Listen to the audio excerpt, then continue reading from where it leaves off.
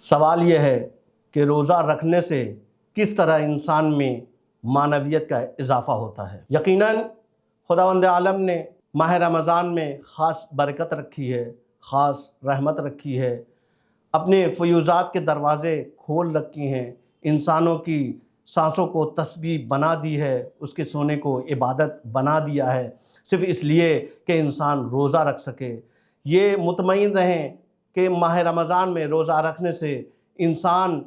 حقیقت میں نفس کو کنٹرول کرنے کا سبق سیکھتا ہے۔ پانی تو ہوتا ہے لیکن وہ پیتا نہیں ہے، کھانا تو ہوتا ہے وہ کھاتا نہیں ہے، اچھی آوازیں سن سکتا ہے لیکن کانوں پہ پہرے بٹھا دیتا ہے، اچھی تصویریں دیکھ سکتا ہے لیکن اپنی آنکھوں پہ پردے ڈال دیتا ہے، اچھی سوچ رکھ سکتا ہے لیکن وہی سوچتا ہے جو اس کے پروردگار کی مرضی ہوتی ہے، اپنے ہاتھوں اور پیروں میں خدا کے حکم کی زنجیریں ڈال دیتا ہے جبکہ وہ آزاد گھوم سکتا ہے۔ حقیقت میں روزہ تہذیب نفس کا ایک ایسا ذریعہ ہے کہ جس کا نعم البدل اس کائنات میں کہیں نہیں ہے۔ انسان اس روزے کے ذریعے سے اپنے نفس پہ کنٹرول حاصل کر سکتا ہے۔ من عرف نفسہ فقد عرف ربہ۔ روزے کا سب سے بڑا فائدہ یہ ہوتا ہے کہ انسان نفس کو کنٹرول کرنے کے ذریعے سے سب سے پہلے اپنے پروردگار کی معرفت حاصل کرتا ہے اور معرفت پروردگار کی راہ میں وارد ہوتا ہے۔ روزے کی عظمت اور معنوی دنیا میں وارد ہونے کے لیے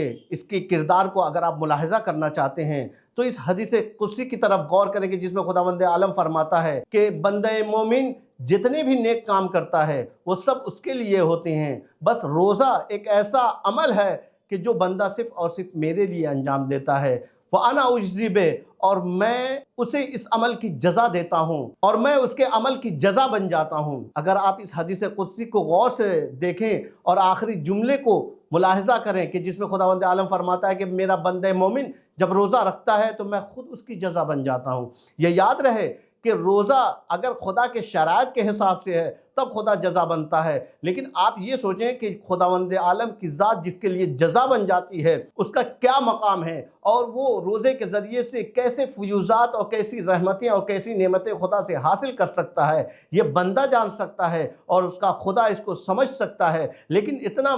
ہم اور آپ ضرور سمجھ سکتے ہیں، کہنے کا مطلب یہ ہے کہ روزہ ایک ایسی عبادت ہے کہ جس میں انسان اپنے عمل کے ذریعے سے خدا کی معرفت حاصل کر سکتا ہے، بلکہ یہی نہیں بلکہ آگے بڑھ کے خود خدا کی ذات تک پہنچ سکتا ہے، اس کو اپنی جزا بنا سکتا ہے، اس سے راز و نیاز کر سکتا ہے، اس